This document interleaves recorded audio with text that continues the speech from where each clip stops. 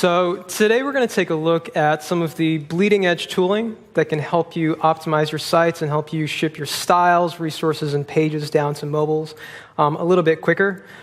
Please feel free to tweet about this talk. Each tweet does justify my employment at Google, and I appreciate it. Thank you. So performance sometimes feels a lot like magic. It kind of feels a little bit like the secret to using chopsticks. If you were a talking panda dog, you'd probably find this useful. During this talk, I'm going to be talking about a lot of tools, but I'm also going to try to explain some of the magic behind how those tools work, so hopefully that'll be useful to you.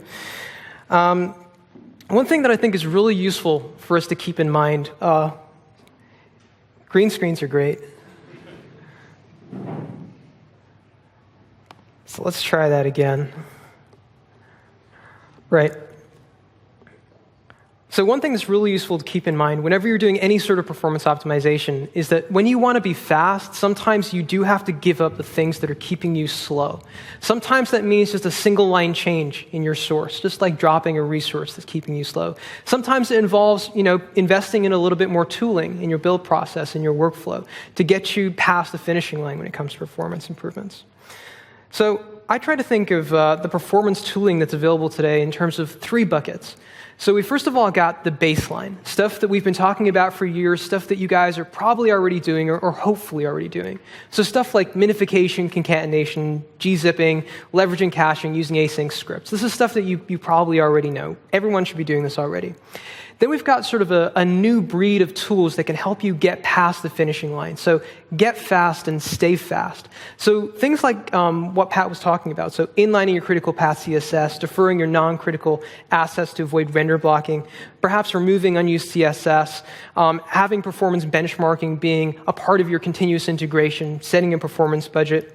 And then there are some nice-to-haves, things that can actually help improve the long-term maintainability of your styles and your code base. So like removing duplicate colors and selectors, font families, sizes, and so on.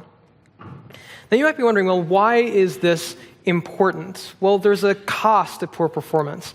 Earlier, Nicole was quoting Jacob Nielsen on some usability engineering figures, and those figures are actually still very much relevant today. So we've got about 100 milliseconds of a budget to give someone something that feels a little bit instant. 300 milliseconds to 1,000 milliseconds, and they're going to perceive that as being a tiny bit sluggish. As soon as you start hitting something beyond a second, they're going to feel that slowness. They're going to start getting a mental context shift. Maybe they might consider leaving your site. Anything over 10 seconds, and you're never going to see them again. Or they're going to seriously consider whether or not they're going to come back. So it's really 0 to 1,000 milliseconds that we care about. We want to make sure that we're trying to ship something in that much time. So I thought it would be interesting for CSSconf to do something a little bit different. What we're going to do in this session is we're actually going to optimize jsconf.eu.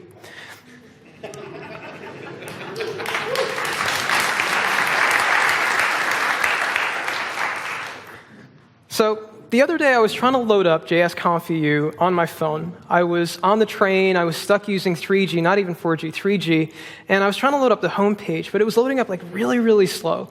And I wasn't quite sure what was going on. So I got out my profiling tools, and I started profiling on 3G. I was using web page test. And I found something that was really weird. It was taking anywhere up to 30 seconds before this page was visually complete. You can see it's still going. 30 seconds. I could watch 4 Vine videos in that much time. So what's happening here is that we're loading and rendering styles for the whole screen, not just the visible portion. We're also doing a bunch of other stuff that we're going to optimize later in this talk. But I thought it would be interesting, not to say, maybe 3G is an edge case for JSConf.eu. So I thought, well, let's try this out on cable. And on cable, I found something weird. It was still quite slow. It was taking anywhere up to 12 seconds for this page to be visually complete before I could actually properly use it. Now this was on Friday, so this was last Friday when I started doing this. I thought, okay, well, maybe it's just me. Maybe, there's some stuff that they're working on. Maybe I'll come back after the weekend and it'll be faster, right? I'm going to try doing this in my best BuzzFeed voice. So our site was slow. You won't believe what happened next. It got slower. So it got slower by about 4 or 5 seconds. I'm going to explain why later on in the talk. But in this session, we're going to try making JSConf View an instant experience. And hopefully throughout all the tooling that I suggest, all the techniques I suggest, you're going to be able to make your own sites an instant experience. Now, the first step to this, as Pat was mentioning, is really all about measurement. So you have to measure and you have to understand and quantify what you're trying to do. You need data. Otherwise, you're just going to be working in the dark and more or less guessing what's keeping you slow. We're going to use the speed index quite a lot here. I think most people in this room probably know what the speed index is at this point. If not, it's basically like it looks at how complete the page is in terms of actual pixels on the page. And generally speaking, a lower speed index score is better. So the way the web page test does this is that it calculates how complete the page is at various points. During page load, it actually captures a video and tries to find this out based on each frame. So in this case, we can see that we've got 2 different versions of a site, an optimized version and non-optimized version. The version with the lower speed index is the one that we're actually trying to target. We want something that's fast. So let's talk about setting expectations. Something that would be useful for this exercise is for us to set a performance budget. Now, as other people have been saying in their talks, a performance budget is, it can be whatever you want, but it's basically you saying, well, I have these minimum set of expectations for what we ship. It can be, a frame rate that you're targeting. It can be a number of requests. In our case, what we want is a 1-second page load. Ideally, we're going to try getting a 1-second page load. We want to show the above-the-fold content in hopefully under a second. If we're talking about the server side of things, we want to serve that content in the first 14 kilobytes of the request. We want a speed index score of under 1,000, and hopefully a maximum server response of about 200 milliseconds. So let's start measuring. We're going to use web page test for this. We're going to be using web page test quite heavily.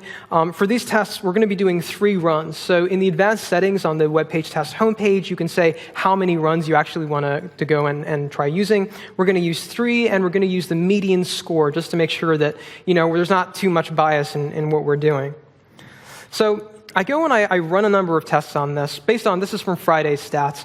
And what I see is that JSConf has got a speed index of 2,093 on cable, and on 3G, it's over 5,000 of a speed index, which is really, really slow. You take a look. There's actually a lot being shipped down the line here, but we're definitely breaking our performance budget, and we want to try improving that as much as possible. More data is always useful. We can continue doing some measurements. This is Google's Page Speed Insights. It measures the performance of a page on both desktop and mobile using different user agents. It gives you a score at the very end.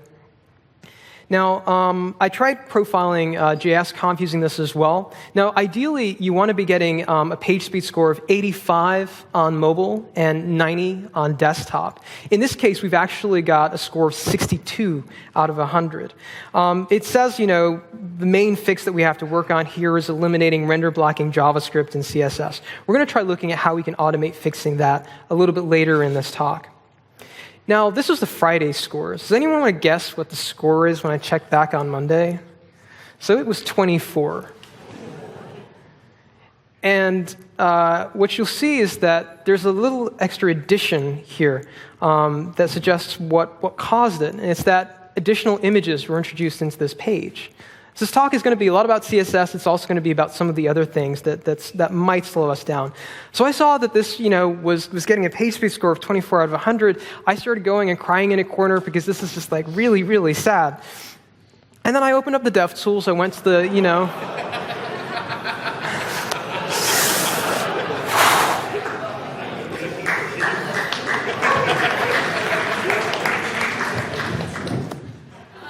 And what do I see but what looks like an almost 5 megabyte animated GIF? I love roaming charges. They're the best. They're so good when you're in another country and you're downloading that much data when you go to someone's homepage. I don't blame JSConf for this, by the way. I think it's really cool they have this animation on their site, but, performance considerations. For people who haven't really tried out their sites on a throttle network connection before, we recently introduced a new device mode in the Chrome DevTools that helps you with this stuff. So it can do network conditioning, it does bandwidth, it does latency. This is really useful for just getting a feel for how your users might see your site on 3G or different network connections. It also supports simulating offline. But again, this isn't really something I blame CSSconf for. Accidental slowness is a problem that a lot of us face. We all have to, keep shipping things to production. We've got day jobs where we have to keep on producing things. And it can be hard to stay on top of your performance budget sometimes. The web is getting fat. The last time that I gave a performance talk, I remember crying because the average size of a web page was 1.7 megs in size. And I'm happy to report now that the average size has gone up to 1.8, so yay. And that's mostly due to images. It is due to styles and scripts as well, so the average page now has about 300 kilobytes of scripts and styles. Thank you, Bootstrap. But most of this stuff here is images, actually. So let's take a look at actually optimizing.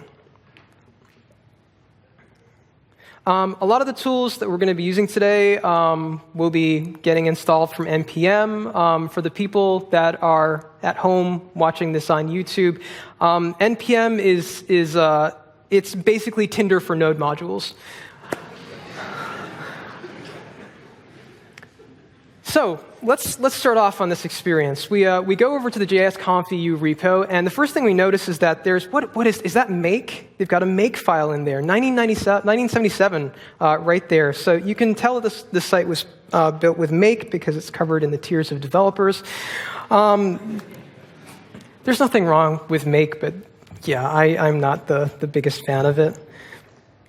And so we've got a ton of different build tools that we can use today. We've got Grunt, we've got Gulp. I don't really mind what you use. Use what's comfortable to you. They're both fairly good.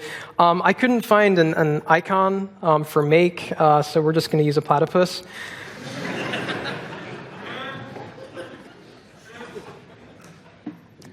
So let's start off with our baseline, the smallest set of things that anyone in this room can do to improve the site. So Stoyan earlier said, don't be afraid to transform CSS. Now, one of the things that we see here when we look at the page speed scores is that it says, we should be minifying things a little bit more.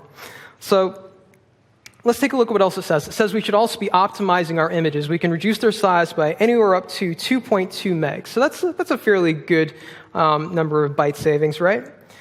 Now, the things that you'll usually be using for this stuff, and you've probably already got build processes where this stuff is in place, are things like, the Grunt contrib tasks for uglify, CSS min, HTML min. Gulp has got very similar equivalents for this stuff. We're mostly using CSS parse for the CSS side of things here. Stoyan talked about CSS shrink a little bit earlier. The first thing I did after I heard his great talk was I started looking at what the differences in terms of how much you save on each different minifier is. There's this really great table, this performance benchmark table by Goal Smashers on GitHub that just lets you compare them. I'm not sure how accurate it is, but you can always fix it because it's GitHub. But yeah, on the image side of things, there are some fairly good, solid image minification tools out there. They do cover most of the use cases across SVG, PNG, JPEG, GIF, and so on. Now, once we've actually gone and applied these optimizations to the site, what you'll notice is that we go from a speed index. This is, again, we're going to try using cable where possible here. So we're going from a speed index of 2,093 down to 1,321, just using very, very basic optimizations. Optimizing the HTML, the CSS, the JavaScript, just making sure they're minified, minifying those images. So we can actually get almost close to our performance budget there, just by some very, very basic things. Let's take a look at some more advanced stuff. So removing unused CSS. Does this actually help? So a while back, Dion Almaer actually tweeted out, he tweeted out this thing that says, people are using Bootstrap, probably don't use anywhere near 91% of it. They're probably using 10% of the styles that it ships with. Removing unused CSS is actually extremely useful if you're using a large library, a large CSS framework like, Foundation or Bootstrap, because most of the time you're only going to be using a fraction of that CSS.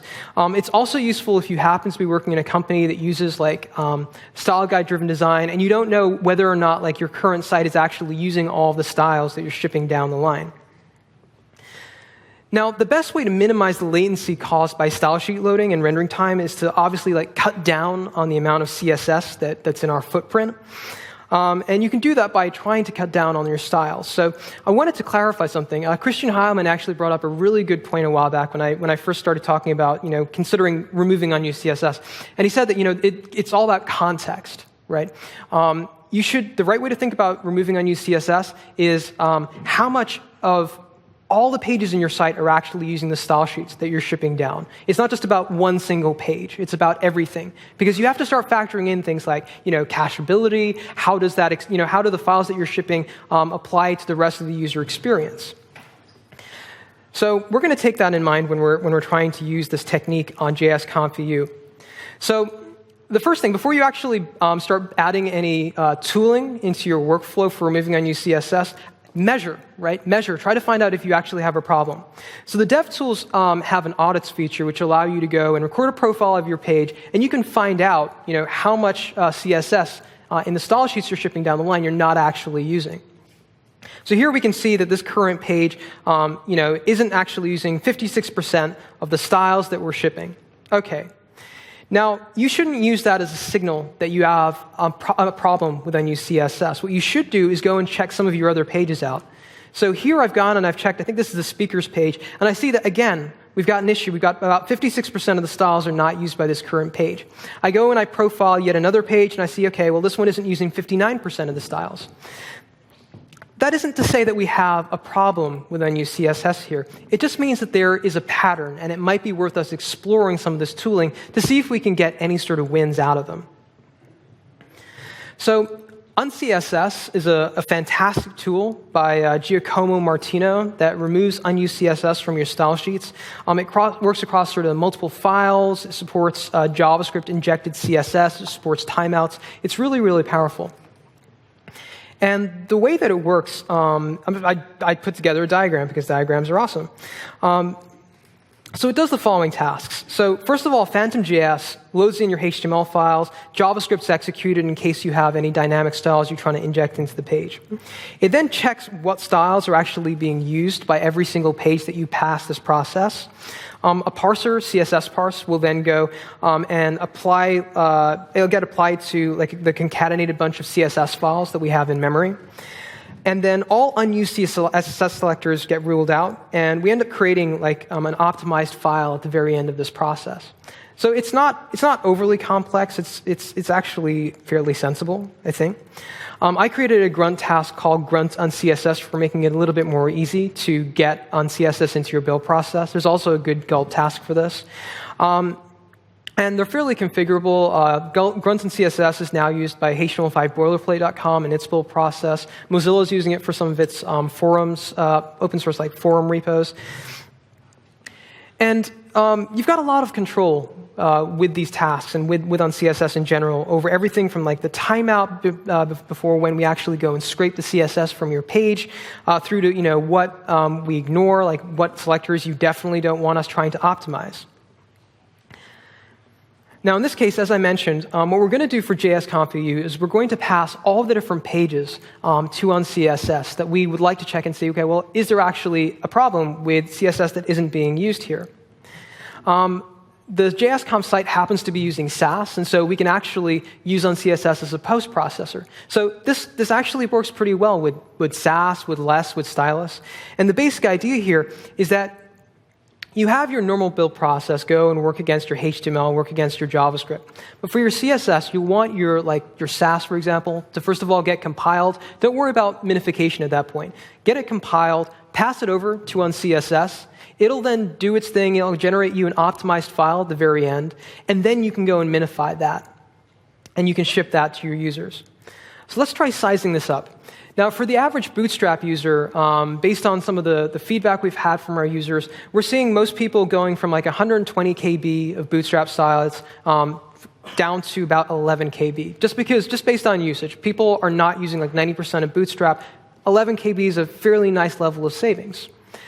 Now, and there's lots of examples of where this has worked well for people, but let's ignore that. Let's size up JSConf views using this process. So the original styles were 20 kilobytes in size. When we minify those, they go down to 11 kilobytes. When we apply uncss and minification to it, we actually end up saving almost 50% on the overall styles for this particular page. Is that actually worth it? Well, I mean, we're saving just a couple of kilobytes here. It's questionable. I think that, I'm trying to be as honest as I can be here. I think that, if this was 30 or 40 kilobytes of savings, it probably makes sense. Given that it's so small, you probably want to make sure that all of your styles are, correctly being shipped down to the client. But if you're happy, if you test and you find that most of the pages look fine, I would go with unCSS. It's actually quite nice. So let's take a look at our performance scores once again.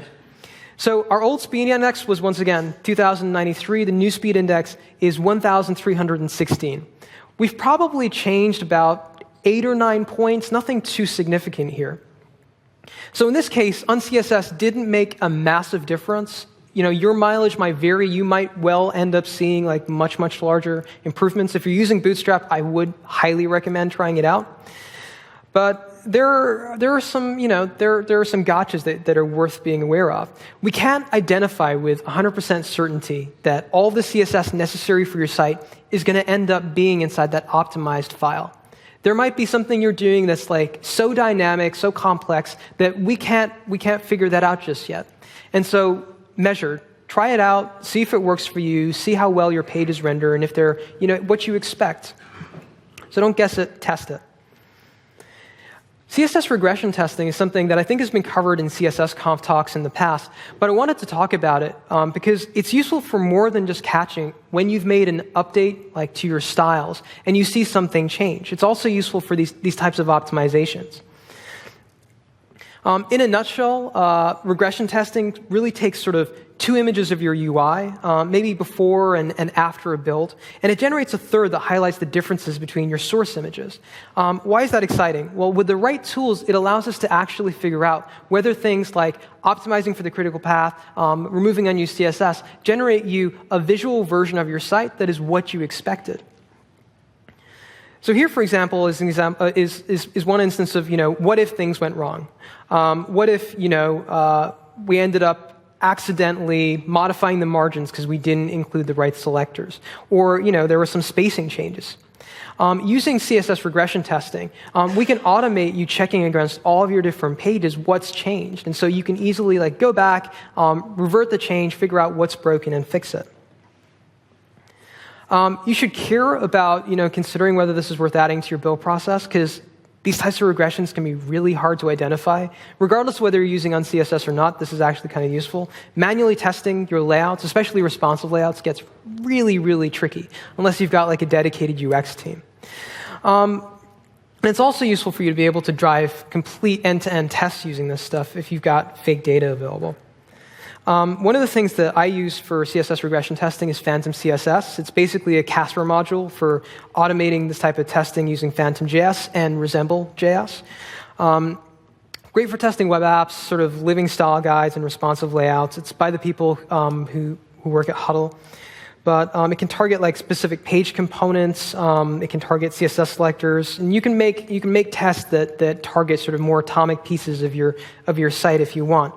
But I like it because it verifies visual optimizations didn't mess up. So in this case, we've gone and we've run unCSS against JSConf. What is the difference between what I generated and what was expected? So we see here that there's actually a 0.06% difference. I can live with that. That's actually not too bad. If you were doing something similar and you found the number was far higher, like 5%, 10%, it's probably something you want to go and take a look at. Some more warnings about this stuff. It's an imperfect solution. It's a little bit more challenging on pages with mutable content. It's more difficult to use on complex apps. Thankfully, there are a lot of alternatives. So in the Guardian's experience, Phantom CSS is generally most reliable when you're testing individual small components. Your mileage might vary. There are a ton of alternatives: Huxley, Wraith, Needle, CSS Critic. Check them out. You might find that they're useful. Next, let's get on to automating optimization of your critical path CSS. This is something that's actually a really hard problem to solve. We've only very recently been able to put together the tooling to help you with this. So as a reminder from Pat's talk, optimizing the critical rendering path can be challenging. You need a good workflow for being able to get it right. Our goal is really just to make sure we're showing content ASAP so that when your user navigates to the page, it feels responsive, it feels fluid to them. And to do that, we really just want to render the visible content in this page. We don't want to render like everything. So at the moment where you're seeing that like really, really high speed index score, those really high loading times, it's for this thing at the very left where we're basically loading in the styles for absolutely everything on the page. Just render the stuff with the visible content. So what we want to do is we want to inline the CSS, the effects, the above the fold portion of this page, and that's to prevent the browser from blocking on the fetching of a style sheet. So scripting alone is unfortunately not good enough for this particular problem. There are people who have tried solving this before. So Paul Kinlan on my team actually tried doing this using just JavaScript. He wrote a rather nice bookmarklet for it. But it's really hard to figure out what is critical using something like a bookmarklet. Not only does it face a number of technical challenges, but it's also not something you can practically do across a large site. You don't want to run a bookmarklet manually across like 50 pages. It'd be crazy. So the general flow for Paul's bookmarklet was like iterating across every element in the DOM, trying to figure out what elements have a top property that's within the height of the window, detecting what styles are currently applied to the element, and then basically adding them to a bucket of styles that are considered critical. It's unfortunately not good enough. You end up missing out a lot of edge cases. Pseudo selectors are harder to get right here. Special characters are harder to get right here. And so we really need to break this problem down into a few different pieces. The first thing we need to do is extract our style sheets from HTML. This is sort of an optional step. You have a choice in tooling of either letting a tool automatically figure out what style sheets are in your pages or telling it up front, here's an array of style sheets I'm using. There's not really a pro or con of either approach. They're both mostly the same level of reliability. The next thing you want to do is generate the above-the-fold CSS. You want to decide on your target viewports. Now, this actually touches on a point that Pat made. It's actually really hard to figure out what you consider above the fold, right?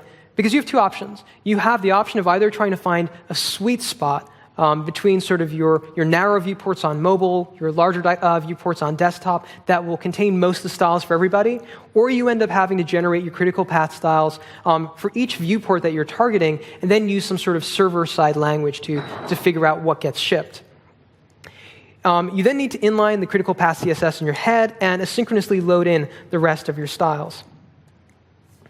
Thankfully, there are a number of new tools available that can help automate some of the pain involved in this process away for you. I wrote Critical, which is an NPM module that comes with a CLI we'll be releasing soon. It builds on Penthouse, which is another really great tool by Jonas Olsson. And Penthouse is really great because it will actually go and extract your critical path CSS for you. It doesn't actually solve some of the other problems, and I'll talk about how Critical does in just a moment. And the Filament group have been like really awesome about exploring some of this stuff recently. They released their own module called Critical CSS that tries to solve some similar problems. Let's take a look at the workflow behind my module Critical. So the first thing we do is extract style sheets. So I wrote a module called Oust that does this. The basic idea is that it can extract lists of any type of resource from your pages, whether they're style sheets, images, links, or HTML imports. We then generate the critical path CSS for a particular viewport, and we use Penthouse for this. We then inline the styles in the head using another module called inline critical. And at this point, now this is actually important, at this point we're not just inlining the CSS that's generated. We also inject load CSS, which is an asynchronous loader written by the Filament group for asynchronously loading in CSS. And we handle that for you. You don't actually end up having to manually do anything in your page to get this set up. And then we wrap link tags for NoScript for users that, may have JavaScript disabled, because we want to make sure that these slightly newer performance techniques don't disable the experience for people who don't have JavaScript enabled. So this is load CSS. I'm sorry for showing you the source, but it's quite clean and quite simple. But loading CSS asynchronously is actually been quite a hard problem for a long time. Browsers tend to handle CSS requests as if they're like really, really essential, and they'll halt page rendering until all the CSS is finished loading and parsing. Now, something that modern browsers will do is they'll actually evaluate the media attribute of a style sheet before going and requesting it. So if the media doesn't match the browser's current conditions, so if you see here that we're saying only X rather than an actual media query, it'll deprioritize the style sheet, and it'll load it in parallel when the rest of the page is rendered. So this, load CSS basically takes advantage of this capability, and it'll just ensure that your style sheets get requested asynchronously. After that request goes out, it gives the style sheet a media type of all that ensures it still gets loaded with the rest of the page. As Pat mentioned, link lazy load will actually go a long way to helping us avoid having to use hacks like this. There are some good Grunt tasks available for helping you with some of this stuff. Grunt Critical is similarly available for getting this into your Grunt builds. You can directly use Critical as part of your Gulp builds. We've put together a number of examples of how to use this stuff with regular CSS, Sass, AngularJS, and you can go and try it out anytime you want. Grunt Critical is actually fairly simple. It basically just takes in a source, so you pass it like your index file. It will output your critical CSS to a particular directory, and you can choose whether or not you want to use oust to actually extract your style sheets or just define them up front. Now let's take a look at scores once again. So we've knocked almost 100 points off of our speed index compared to the last optimization, just by optimizing for the critical rendering path. In this case, we're still taking a while to load. So let's see, we were previously taking 12 seconds to load up. We're now taking 8.7 to be visually complete. I use the word load. What I mean is visually complete. But that's quite a nice saving. We've saved 100 off of our index score. Some of the challenges with this tooling worth being aware of. Relative paths can be a little bit tricky sometimes. You may end up needing to convert those to absolute paths. Unstyled content can sometimes show. If you're trying to clear floats, there's a clear fix pattern that's documented on CSS tricks that you can use for this. Special glyphs can sometimes show up incorrectly. Just be aware there are limitations to this tooling. Measure, see if it actually helps you. Now, back to that animated GIF. I think it's actually quite pretty, but I decided to spend a day trying to see how far I could optimize that. First thing I did was I jumped into ImageOptim. ImageOptim is like a really great tool. You probably already use it. It's available for Mac, but it will optimize your images using PNG out, Zofly, extended OptiPNG, a lot of bleeding edge tools that work really well. I tried putting it through ImageOptim, and it was only able to save 0.3% on the file size, which made me really sad. So I then went into GIF Brewery, which is a really great tool for just being able to edit videos and turn them into GIFs. So in this case, the full resolution, so this animation, if you go and view source on the CSSconf site, this animation is actually quite large. So at full resolution using 256 colors, I was only able to get it down to about 4 megs.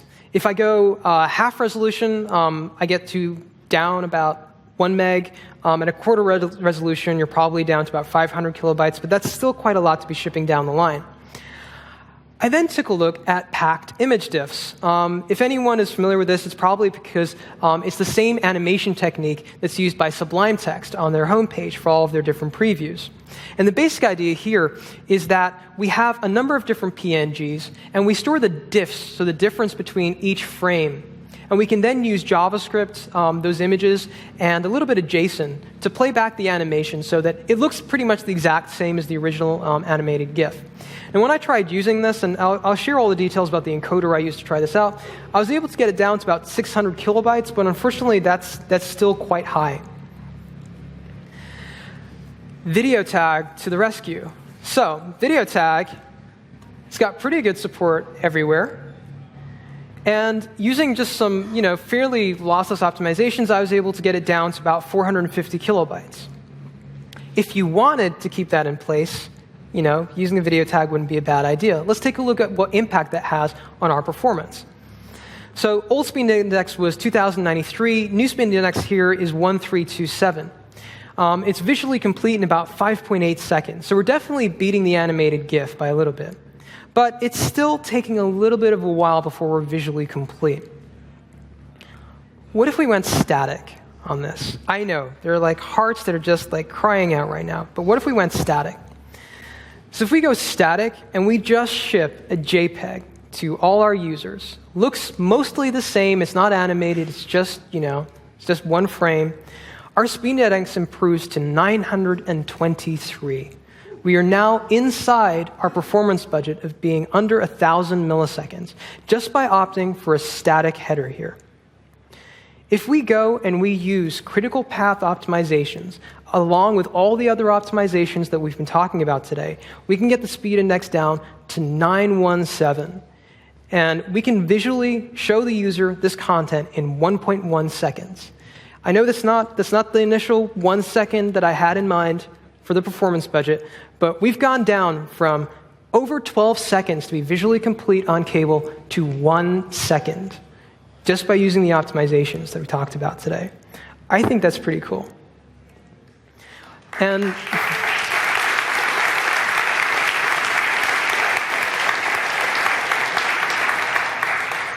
the thing we have to keep in mind, so once again, I love CSSconf EU. I don't blame anyone working on the site for what's been going on there.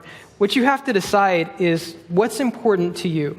Is it important for you to show those types of animations to your desktop users and perhaps not show them to people who are on narrower viewports who, perhaps are going to be on 3G and 4G?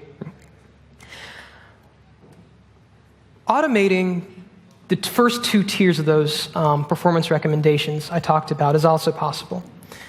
And the way that you can do it, and some people might think, wow, a magic bullet, he's created something that can work everywhere and do all the things. Well, no, not quite. So for a while, we've recommended mod page speed and NGIX page speed for people who would like to take advantage of many of the performance optimizations that the Google Make the Web Faster team tries to recommend. They're really great tools. Your mileage may vary on them, but they implement optimization strategies for most recommendations. That includes, handling your critical path CSS. It includes trying to remove your unused CSS from your pages. Now, the effort involved in getting this set up is actually fairly minimal for some potentially good performance wins. So I went and I tried using mod page speed against the CSSconf EU site on Tuesday. Now, you might be wondering, well, what actually changed? He said he would tell us what changed between Friday and this week. Well, what changed is that the site ended up having to add the sponsor images to the bottom of the page. And there are quite a few sponsors, quite a few images that have been added in here. Many of them are semi-high resolution images. And so the old speed index was on cable, 2,149. With mod page speed enabled, we can actually get this down to 1,310, which is not perfect. It's not exactly within our performance budget. But keep in mind that that's not really optimizing the animated GIF that's in place, because it doesn't really know what to do there. You could probably get well within that 1,000 millisecond budget just by changing that animated GIF to a static header once again. So mod page speed, pretty good. The only thing to keep in mind is that, once again, it doesn't really, it's not going to necessarily keep you at that same score for all of time. I went and I did some performance measurement on the site a few days later. Once again, this changed. So even with the optimizations, on Tuesday we were able to get 1,310. I think on Wednesday or Thursday we were able to get 1,542 because changes had occurred. And that's one of the reasons why it's important to have a performance budget in place. And so that leads us on to automating performance measurement as a part of your build. Having performance testing in your continuous integration can catch some really huge regressions that you wouldn't have caught unless, maybe your users actually tweeted at you angrily, like, WTF, what's wrong? And it's hard to manually test all of the pages in your site yourself.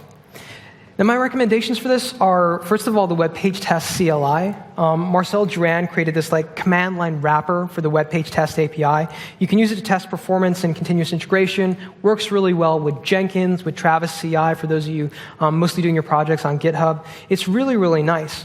Now, off the back of this, Tim Cadillac actually created a Grunt task called Grunt Perf Budget, and I absolutely love this. It lets you set sort of budgets for specific metrics, including rendering time, page weight, frame rate, stuff like that.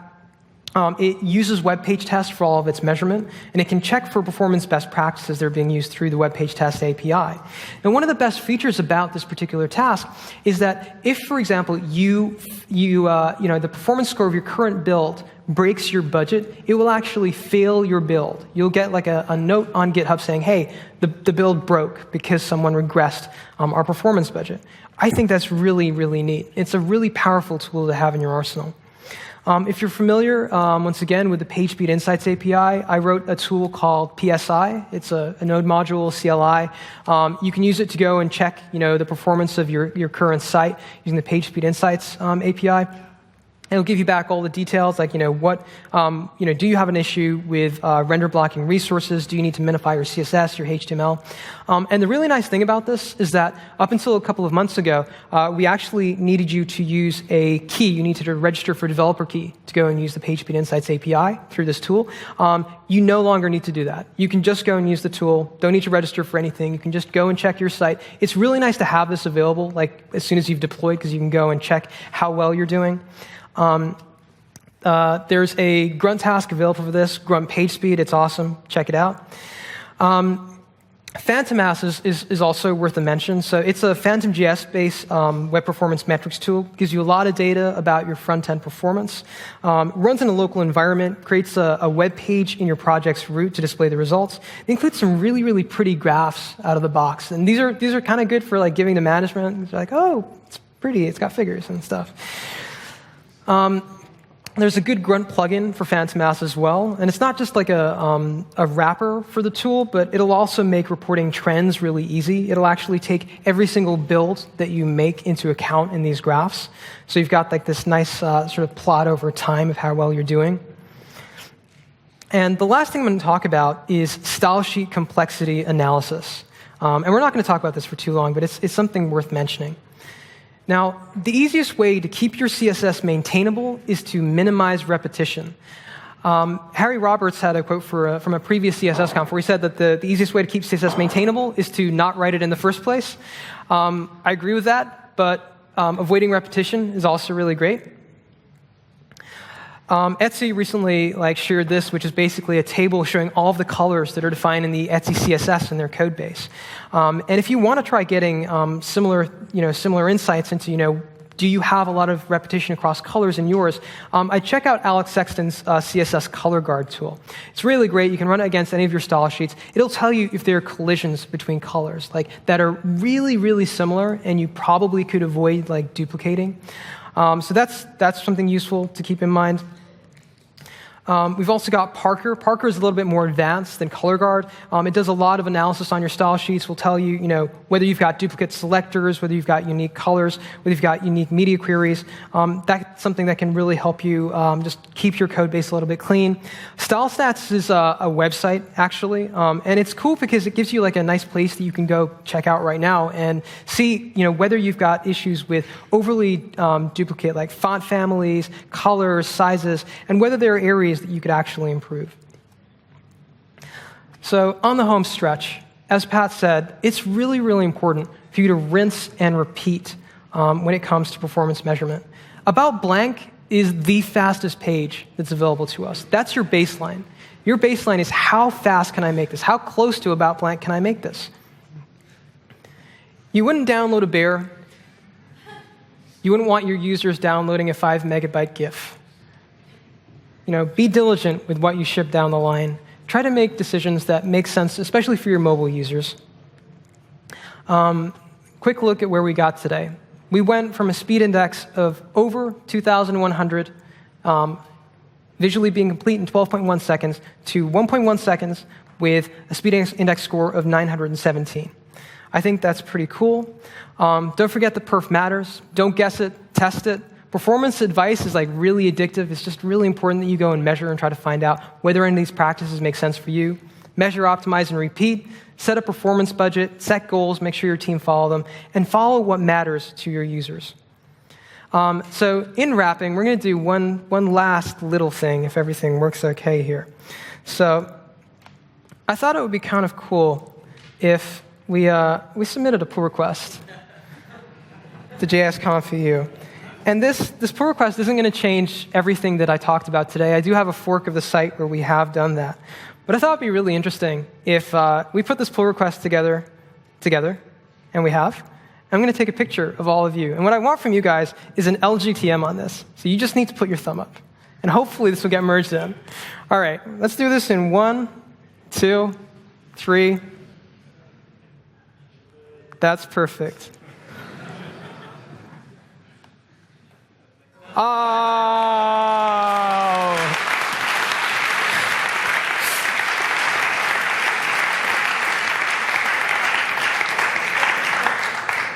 And this is why we need service worker. Boom. That's in there.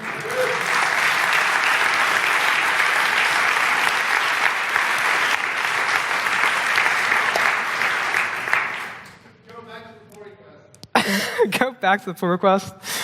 All right.